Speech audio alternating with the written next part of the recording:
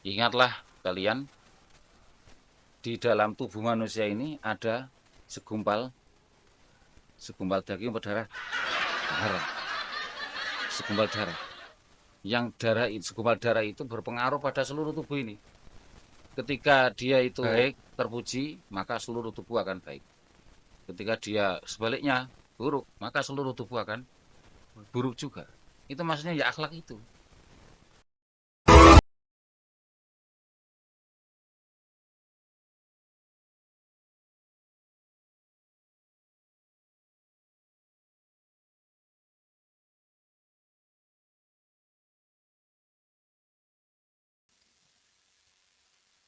Warahmatullahi wabarakatuh. Waalaikumsalam warahmatullahi wabarakatuh. Alhamdulillahi wa kafa. Wassalatu wassalamu ala rasulihil mustafa. Amma ba'd. Hai pemirsa Balau Ramadan dimanapun Anda berada. Alhamdulillah di bulan Ramadan kali ini kita tetap dilimpahi rahmah, nikmah, tetap diberi kesempatan untuk beribadah di majelis yang penuh manfaat barokah. Yaitu majelis yang insya Allah menjadikan bagus untuk kita semua. Utamanya ditingkatkan iman takwa, dikuatkan, ditetapkan iman Islam sewaktu-waktu kita semua, keluarga kita semua, saudara-saudara kita semua, bahkan teman-teman kita semua ketika ajal menjemput disertai ala ridho wa husnil khotimah, ala ridho wa husnil khotimah, Amin. ala ridho wa husnil khotimah, Amin. ma'ana ili syafaatil ummah min rasulillah sallallahu alaihi wasallam. Amin. Amin, amin, ya rabbal alamin. Pemirsa Balau Ramadan yang dirahmati Allah, perkenalkan, nama saya Ahmad Anang Muzaki. Di sini saya sebagai moderator yang akan menemani kalian, menemani sore kalian terutama dengan acara Balau Ramadan tahun 1446 Hijriah. Sebelumnya, mari kita sapa terlebih dahulu narasumber yang sudah menyempatkan datang untuk acara kali ini. Assalamualaikum Ustadz Fahrudin. Waalaikumsalam warahmatullahi wabarakatuh. Bagaimana kabarnya panjenengan Ustadz? Alhamdulillah baik, sehat walafiat. Untuk puasanya aman Ustadz? Alhamdulillah aman, terjaga. Mulai awal puasa sampai hari ke-14 niki wonten bolong nih. Enggak lah, tapi ada waktu untuk bolong. Alhamdulillah. Sebelum menginjak ke acara, sebelum kita membahas materi yang akan dibahas kali ini, izinkan saya untuk memperkenalkan biografi singkat mengenai narasumber kali ini. Yaitu nama lengkapnya beliau Ahmad Fakhruddin Razi. Nggih, leres Ustaz. Iya, betul. Beliau dilahirkan di Kediri tanggal 19 Januari 1986. Nggih. Nggih. Dan beliau dikaruniai anak berjumlah 3. Ngoten nambah malih, Ustaz. Belum, proses.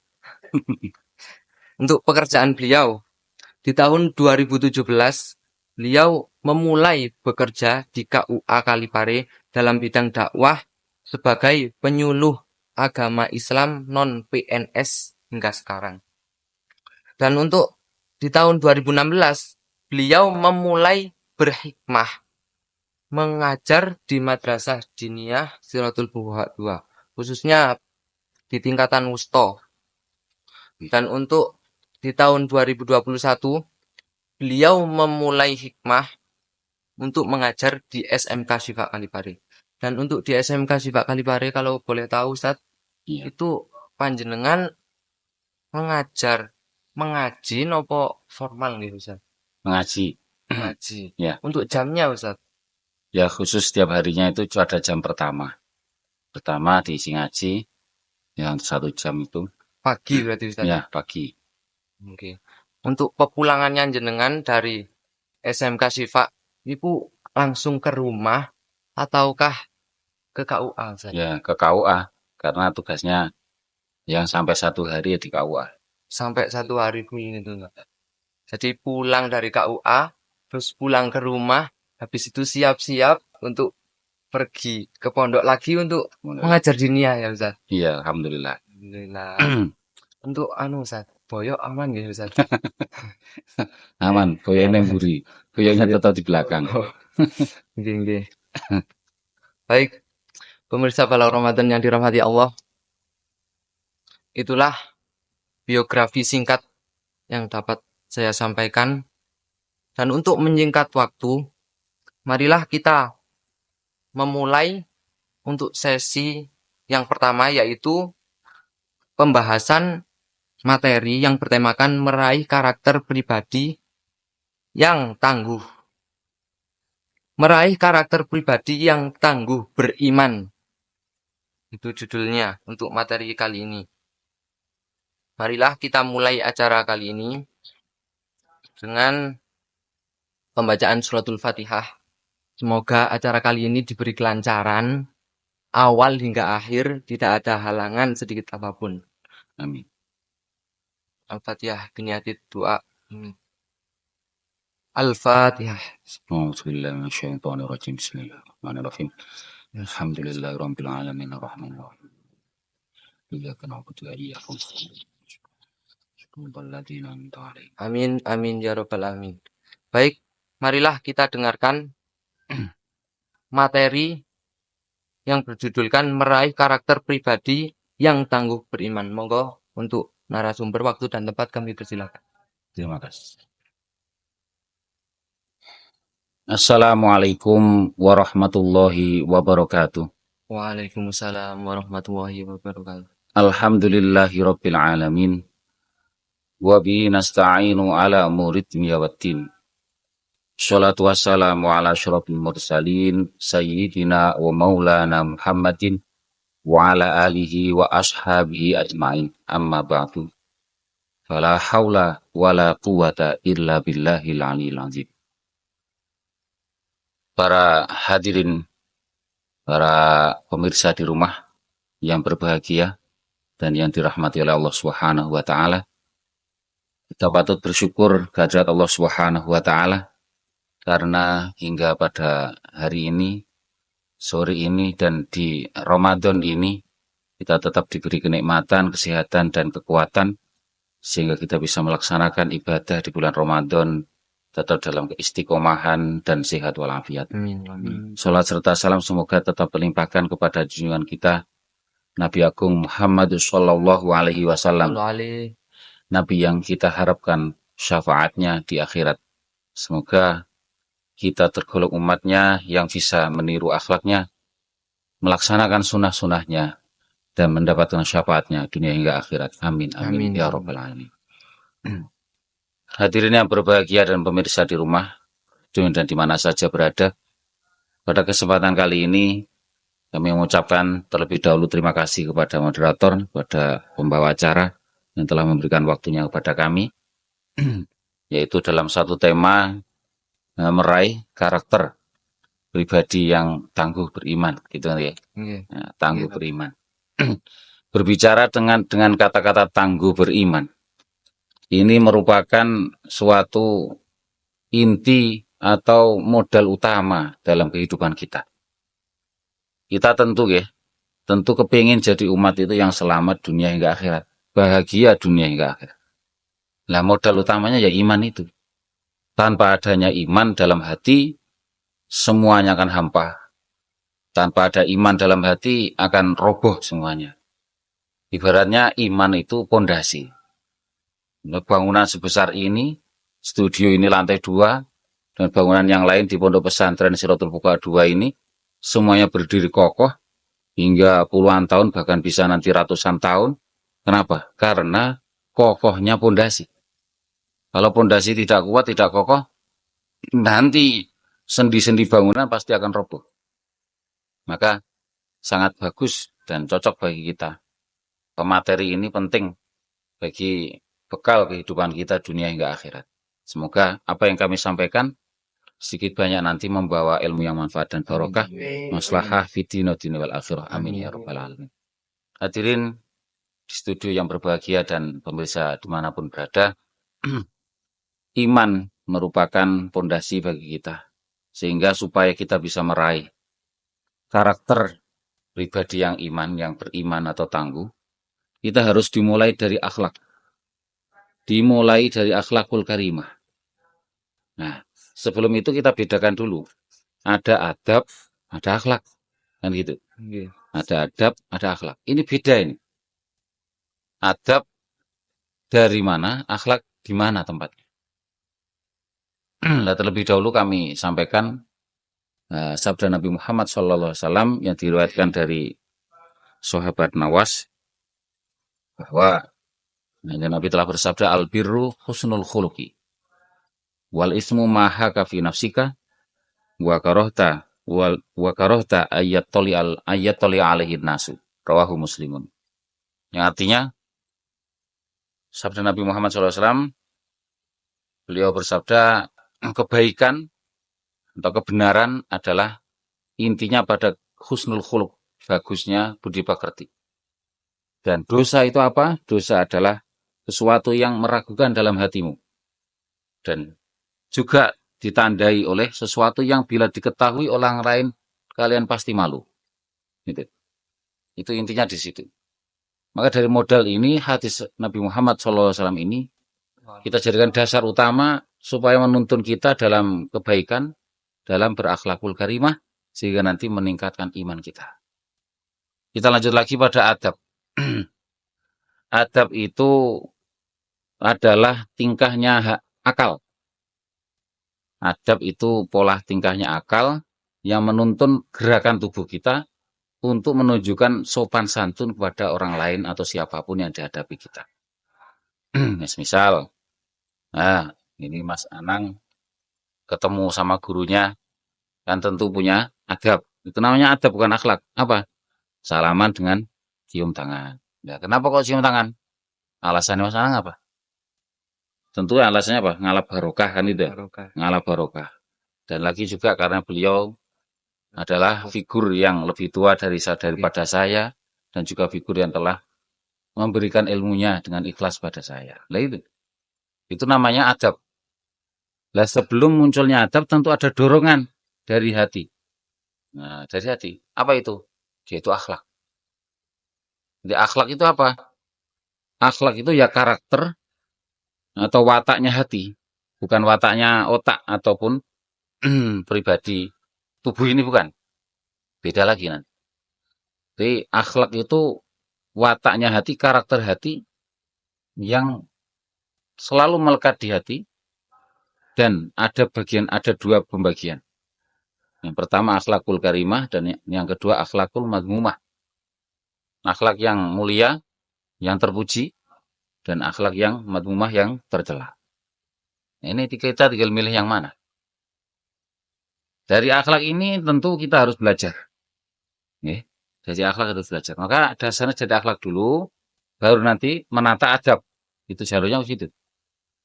Kenapa? Karena di hadis yang lain Nabi Muhammad telah bersabda, ala fil jasadi, ala inna fil jasadi mudghatan.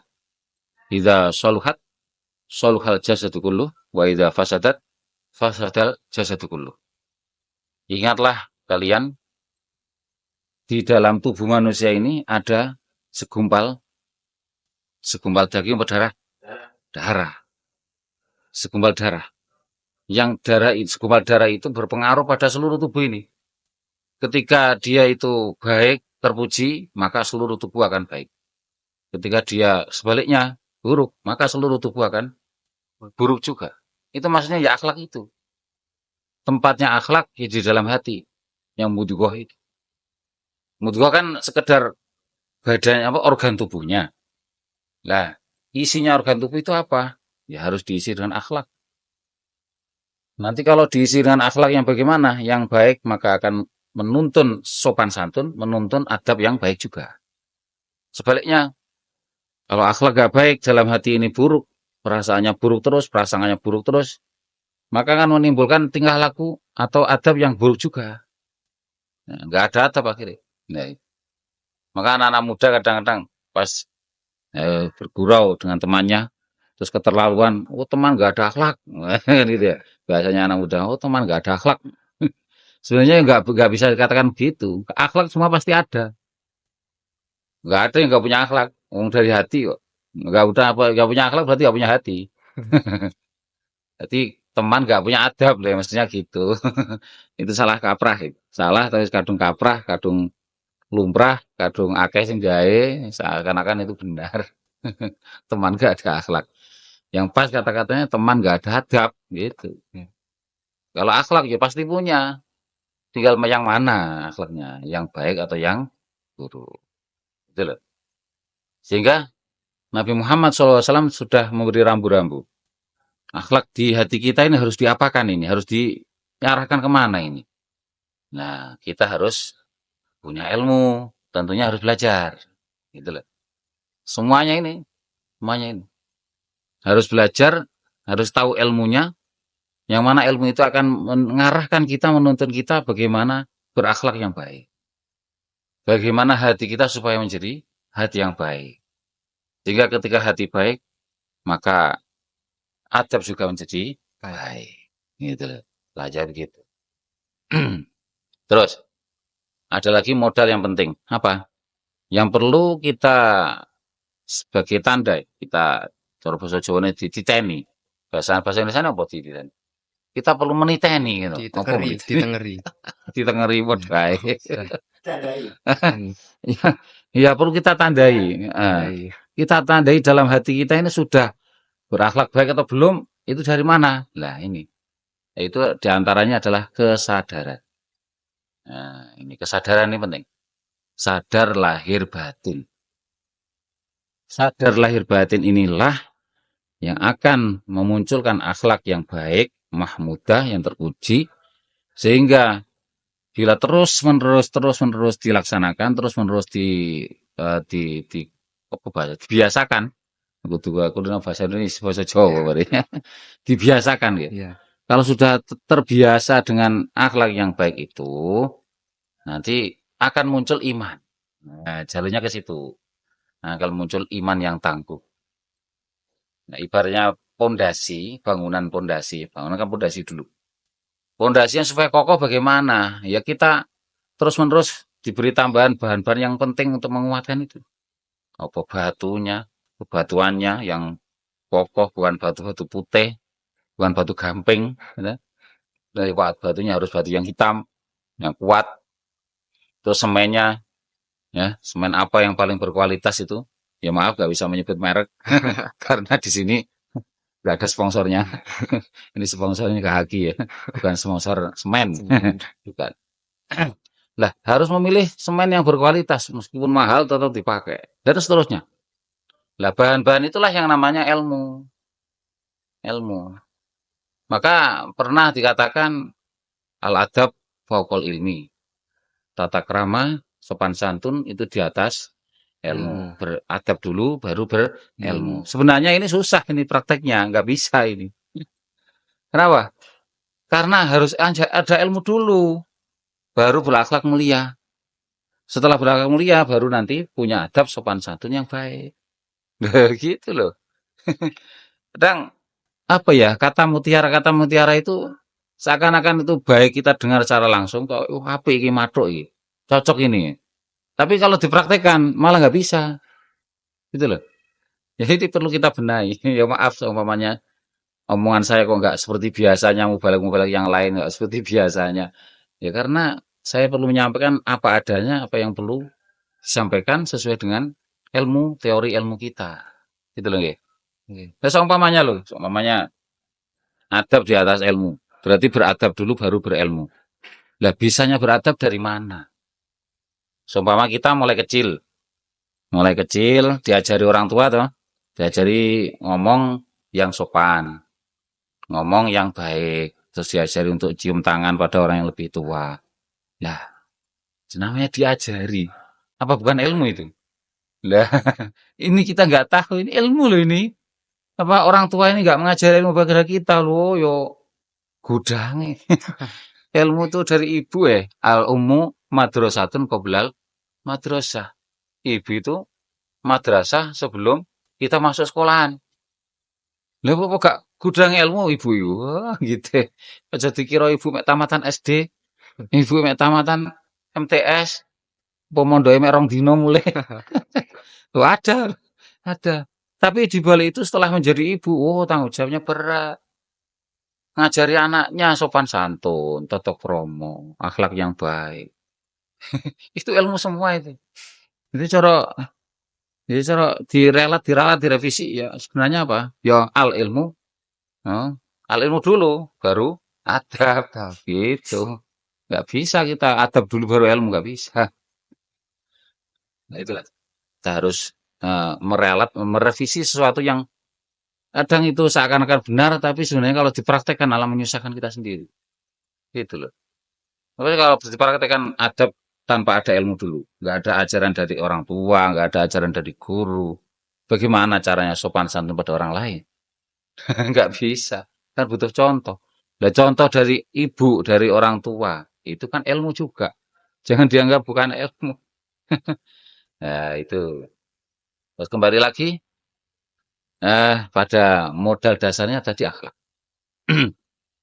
Akhlakul karimah, itu dari mana kita tahu ilmunya?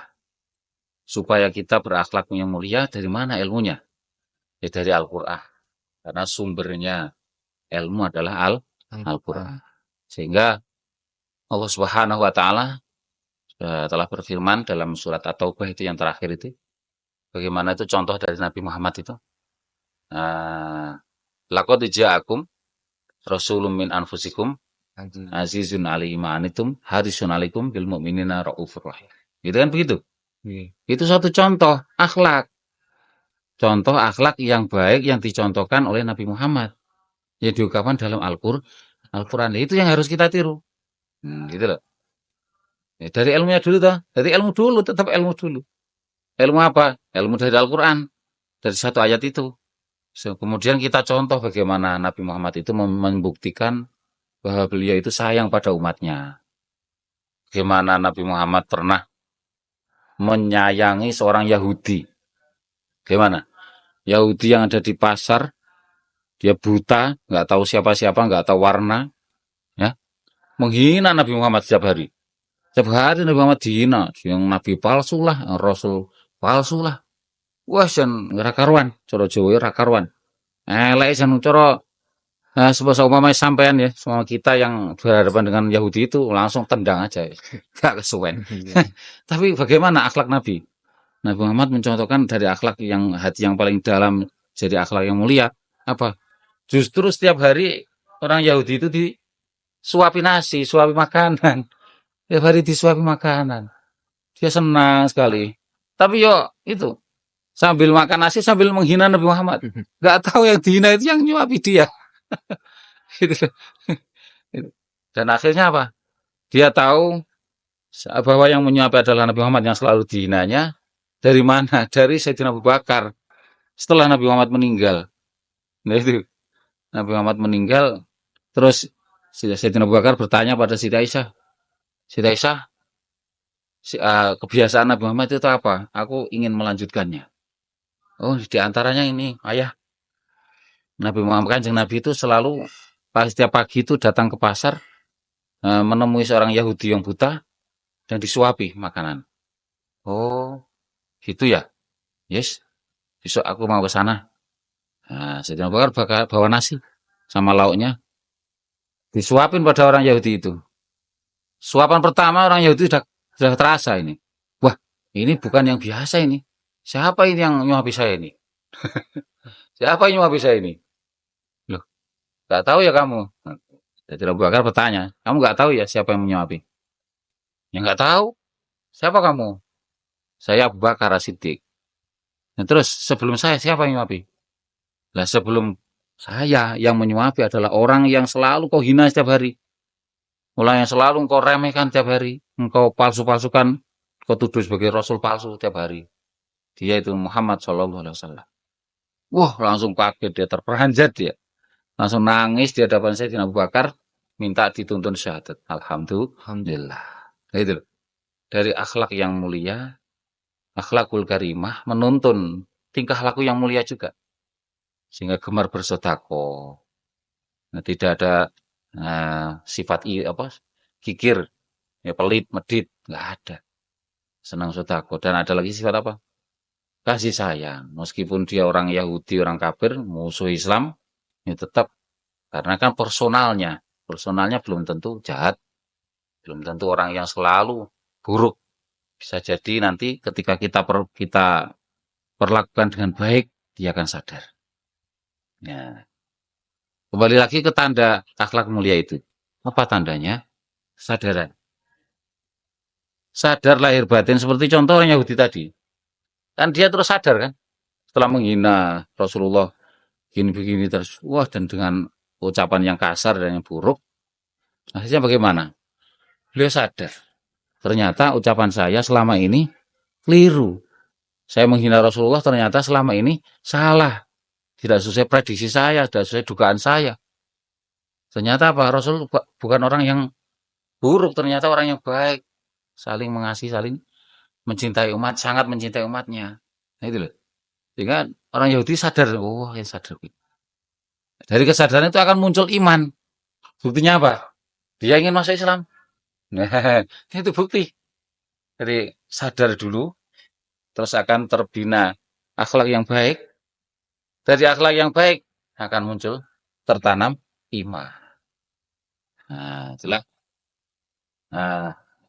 rangkaian dari proses bagaimana kita berusaha mengkokohkan iman. Jadi semuanya saling berperan, ya, saling berperan. Yang pertama apa? Ilmu. Dasarnya tetap dari ilmu. Kenapa? Karena ilmu itu teori. Ilmu itu cara atau teori yang dibuat panduan untuk melaksanakan sesuatu. Apa itu?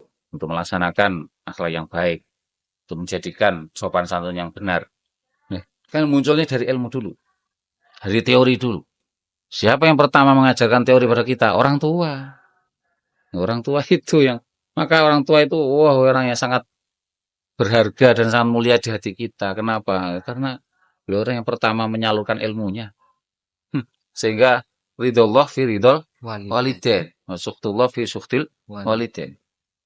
Ridhonya Allah Ta'ala ditangguhkan pada ridhonya orang tua. Kedua orang tua. Bencinya Allah Ta'ala ditangguhkan juga pada bencinya orang tua. Selama di dunia ini kita diridhoi orang tua kita, maka Allah Ta'ala akan juga meridhoi kita. Tapi jangan sebaliknya. Kalau sampai orang tua benci pada kita, melaknat kita, naudzubillah min dzalik, maka Allah Ta'ala pun tidak akan pernah meridhoi kita. Nah, itulah para pemirsa di rumah yang perlu kita tanamkan, yang perlu kita proses adalah pertama ilmu. Kita sadarlah dari dalam hati kita, sadar apa? Bahwa ilmu itu ternyata sudah mulai diberikan pada kita sejak kita lahir. Sehingga Nabi Muhammad pun sudah bersabda, thalabul ilmi faridatun ala kulli muslimin muslimatin minal mahdi ilal lahdi. Sejak lahir, lewat siapa? Lihat orang tua. Sehingga kita semakin tambah hormat. Ketika kita sudah sadar seperti ini, bagaimana sikap kita? Nah, akhirnya muncul adab. Sehingga setelah ini, tolonglah, kita harus berusaha sekuat tenaga semaksimal mungkin lebih sopan santun pada orang tua. Lebih tata krama yang baik pada orang tua. Kenapa? Karena beliau sumber ilmu yang pertama yang dia salurkan pada kita. Sehingga kita bisa beradab, berakhlak mulia. Gitu loh ya. Orang tua dimanapun saja, siapapun itu orang tua, sejahat apapun orang tua, tidak ingin nggak ingin anaknya itu menjadi penerus kejahatan orang tua, nggak pengen, nggak ada. Apa ya enek, apa mana maling, biasa maling, terus anaknya cilik dikutang-kutang, ya besok ya sing pinter ya, bapakmu sih pinter nyolong TV, nyolong kulkas, tapi besok nek gede kamu nyolong aspal, nyolong bensin. Masa yang ngono kan ya enggak mungkin, pasti orang tua pertama punya anak, sejak kecil sudah ditanamkan ilmu-ilmu yang menjadikan akhlakul karimah dan menumbuhkan pelaksanaan adab yang baik, sopan santun yang baik. Sehingga inilah yang harus kita tanamkan terus dan terus. Kita harus mencari ilmu terus sampai mati ya mencari ilmu itu. Termasuk seperti ini kan juga kita mencari ilmu. Ya setelah ini kita harus belajar bagaimana menjadi pribadi yang berakhlakul karimah. Seperti kita harus belajar bisa tahu mana perbedaan antara iri dengki dengan rasa cinta, mana perbedaan antara pelit dan dermawan, mana yang membedakan antara sombong, takabur, berbangga diri dengan tawadu, rendah hati, mana perbedaannya. Itu kita harus belajar terus kita pelajari, baik di pesantren, di sekolahan maupun lembaga pendidikan yang lain, juga utamanya di rumah ketika kita bersama orang tua kita. Oke, sementara sekian dulu, nanti bisa dilanjutkan. Kami kembalikan wadah moderator. Terima kasih kami sampaikan. Alhamdulillah, tadi cukup panjang penjelasan dari beliau, Ustadz Fahrudin, yang dapat kita simpulkan bahwa iman itu adalah hal yang sangat dibutuhkan dalam diri kita. Dan iman tersebut bisa terbentuk dari berbagai cara. Yang pertama yaitu dengan cara berakhlak. Untuk tumbuhnya iman yang pertama yaitu berakhlak. Dan yang kedua harus muncul kesadaran lahir batin. Ngoten nggih. Ya, Lahir batin. Dan akhirnya kalau akhlak sudah muncul, lahir batin sudah muncul, sadar. maka yang kedua kesadaran lahir batin sudah muncul, maka terbentuklah yang namanya iman. Dan ngapunten Ustadz, tadi kan jenengan ngendikan lek ini akhlak ini ada dua gitu Ustadz. Ya. Akhlak karimah kali akhlak mahmudah. Mazmumah. Akhlak madmumah lah. Contoh akhlak yang madmumah itu kados pripun nih? Oh, ya seperti tadi. Yang mazmumah itu adalah kebalikan dari yang terpuji. Seperti apa? Punya iri dan dengki. Suka berburuk sangka pada orang lain. Itu namanya tingkahnya hati yang buruk itu. Akhlak hati yang buruk, tingkah hati yang buruk, ya seperti itu contohnya. Sehingga kan kita harus berusaha bagaimana hati ini supaya tidak mudah iri dengki pada orang lain. Bagaimana hati ini supaya kita tidak mudah berburuk sangka pada orang lain. Di antaranya apa? Kita berusaha sadar. Sadar apa? Ketika tahu orang lain menerima nikmat, tangga kita bisa beli bedah motor, ya kita harus ikut bersyukur. Alhamdulillah. Meskipun aku bisa duwe beda untel, gorong terus beda motor, aku melu seneng alhamdulillahirabbil alamin ya Allah. Melu seneng. Lagi lho. Itu menghindarkan rasa iri dan dengki. Jangan sampai sebaliknya. Tetangga bisa beli sepeda motor, kita terus gregesi. Kita terus batuk pilek. Nanti sepeda bisa beli mobil, aduh kita stroke. Jangan sampai seperti itu. Nah, apalagi tetangga bisa beli pesawat terbang, mati kita. Innalillahi. Itu berdasarnya dari mana? Dari hati yang nggak baik itu, akhlak yang buruk itu, madmumah itu, sangat berbahaya itu. Nah, di antara itu contohnya. Enggak. Oke. Ya baik. Dari pertanyaan saya sendiri, akhlak madmumah. Ternyata akhlak itu juga ada yang buruk. Yang saya kira akhlak itu baik-baik. Ternyata ada juga akhlak yang buruk. Alhamdulillah. Baik, pemirsa Balak Ramadan yang dirahmati Allah. Kita memasuki sesi yang ketiga, yaitu sesi tanya jawab. Silahkan bagi pemirsa dimanapun Anda berada bisa bertanya dengan tanya yang masih belum paham, materi-materi yang masih janggal dari penjelasan Ustadz tadi, dengan bisa tanya ke komentar ya, ke komentar tanyanya. Nah, ini online, jadi ke komentar. Baik, kita akhiri sesi yang pertama ini. Dan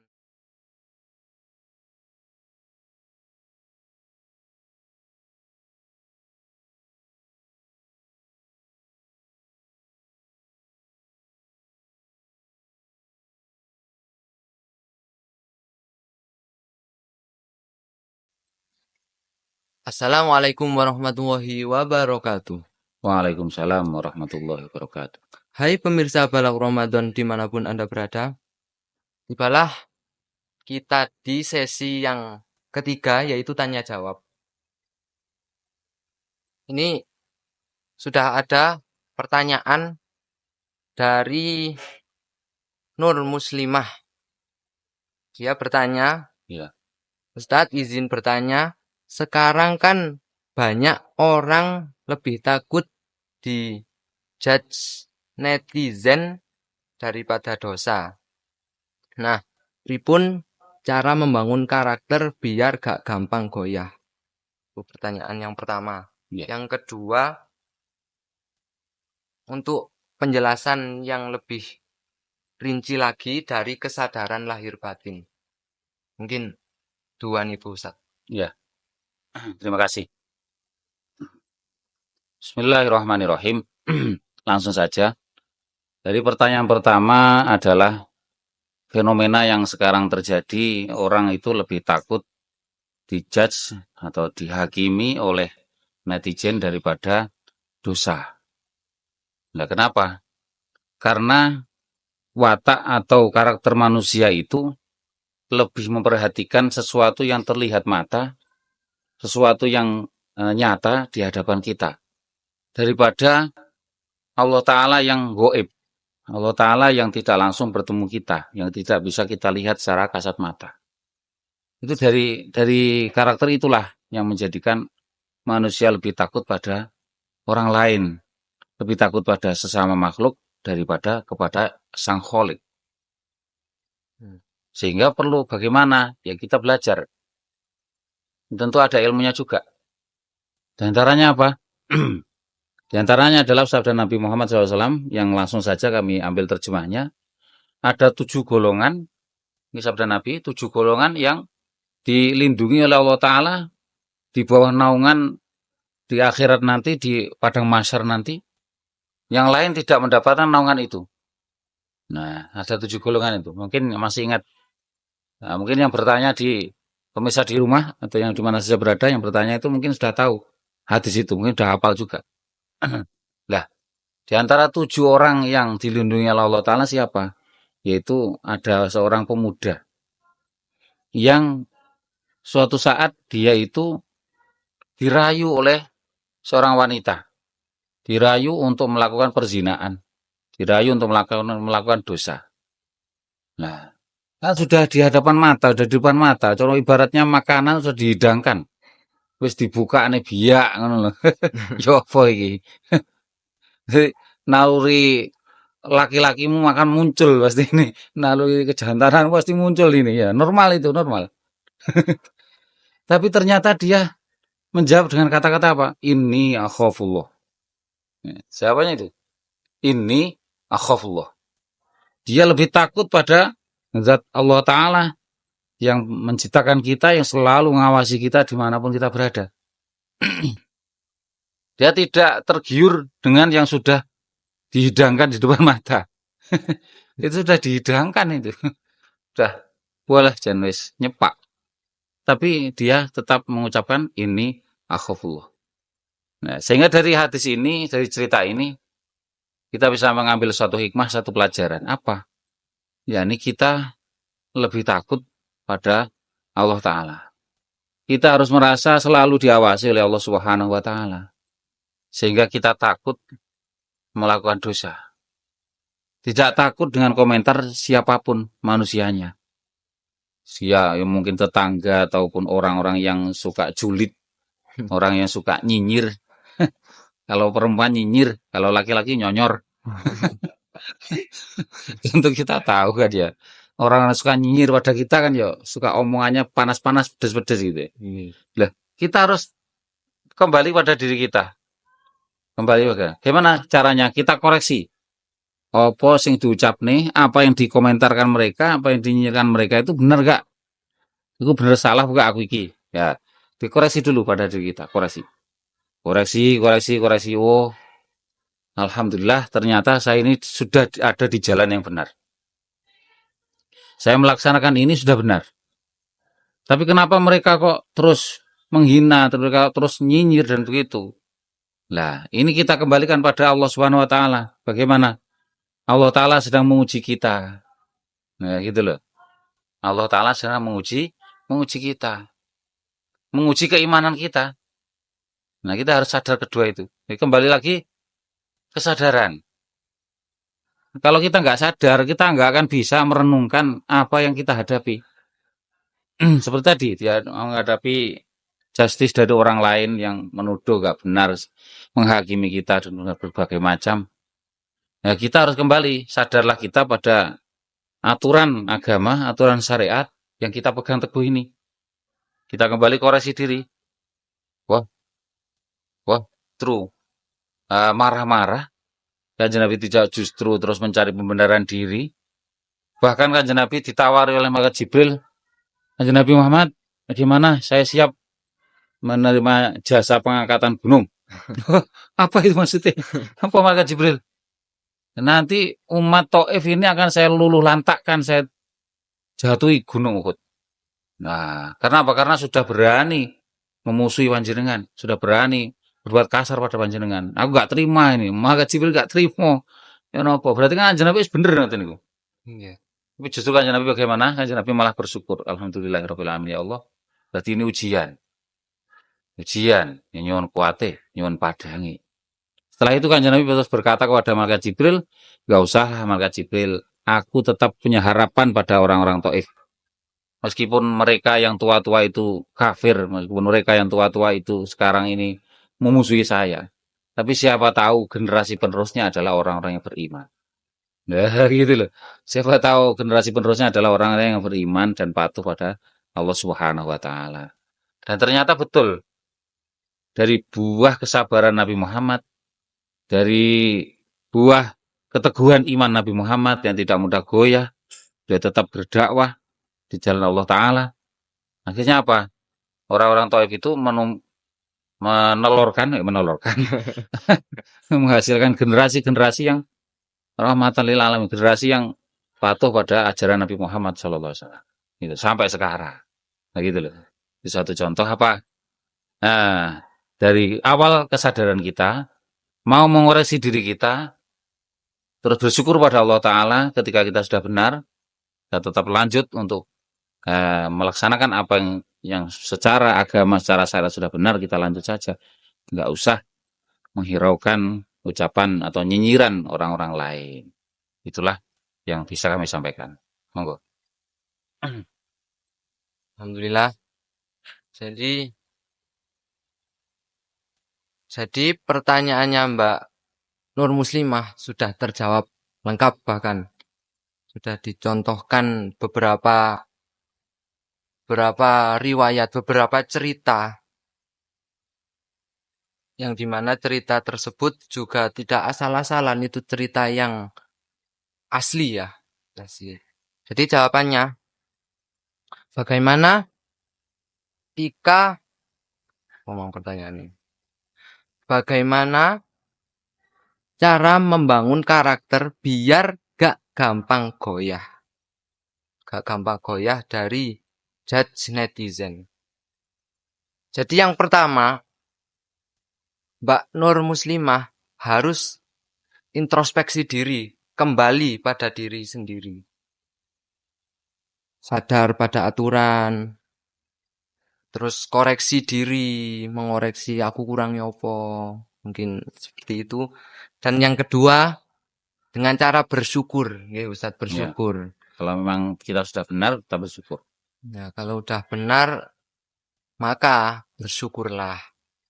Dan dari situ mungkin ini sudah jelas dan semoga bisa bermanfaat bagi Mbak Nur Muslimah dan kawan-kawan di sana. Dan kita sudah di penghujung acara. Alhamdulillah. Semoga yang sudah dijelaskan, yang sudah dijelentrehkan, apa bahasanya, dibahas tadi, semoga bisa membuahkan hasil, membuahkan manfaat yang sebesar-besarnya. Dan semoga juga acara semacam ini bisa terus berlanjut. Dan yang terakhir,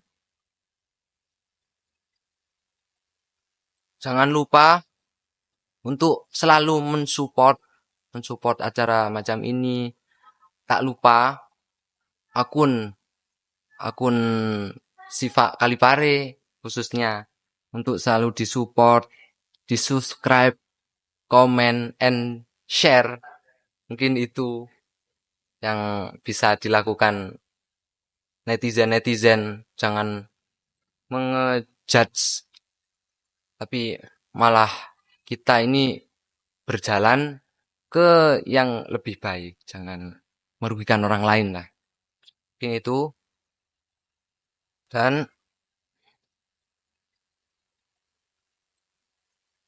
semoga kita dapat menjadi lebih baik lagi dari yang kemarin-kemarin. Dan alhamdulillah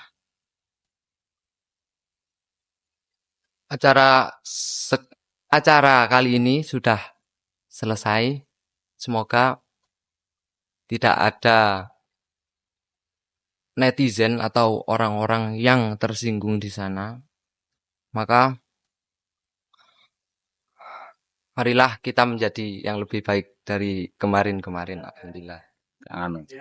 Penutup. Selanjutnya untuk penutup bisa dilakukan untuk Ustadz Fakhrudin. Waktu dan tempat kami persilahkan. Terima kasih. Alhamdulillahirabbil alamin. Hadirin yang berbahagia dan pemirsa dimanapun berada. Dalam kesempatan ini, dalam materi yang kami sampaikan ini, semoga menjadi ilmu yang manfaat dan barokah, masalah hafidhin dunya wal akhirah. Dan yang intinya bagaimana kita harus berusaha sadar lahir batin kita. Jadi secara lahir kita sadar bahwa kita itu masih banyak kekurangan, kita ini hamba yang penuh dosa, hamba yang penuh kesalahan, hamba yang hina di hadapan Allah Ta'ala. Sehingga nanti setelah sadar itu, kita tidak akan merasa sombong, dan tidak akan menjadi orang yang merasa lebih baik dari yang lain. Kita akan menjadi orang yang selalu haus dengan ilmu. Kenapa? Karena dengan kesadaran itu, kita berarti hamba yang bodoh, hamba yang butuh ilmu, terus kita harus belajar. Belajar bagaimana berakhlakul karimah, bagaimana menuntun diri kita mendapatkan bimbingan dan tuntunan dari Allah Subhanahu wa taala supaya menjadi umat yang berakhlakul karimah, sehingga menjadi kokoh dan kuat iman kita iman yang benar-benar kokoh berkualitas, sehingga kita mati dalam keadaan husnul khotimah, mati tetap membawa iman dan Islam kita. Amin ya rabbal alamin. Cukup sekian dari kami awal hingga akhir. Apabila ada kesalahan dan kekhilafan dari segala yang kami sampaikan, mohon maaf yang sebesar-besarnya. Terima kasih atas segala perhatian. Wallahul muwaffiq ila aqwamit thoriq. Wassalamualaikum warahmatullahi wabarakatuh.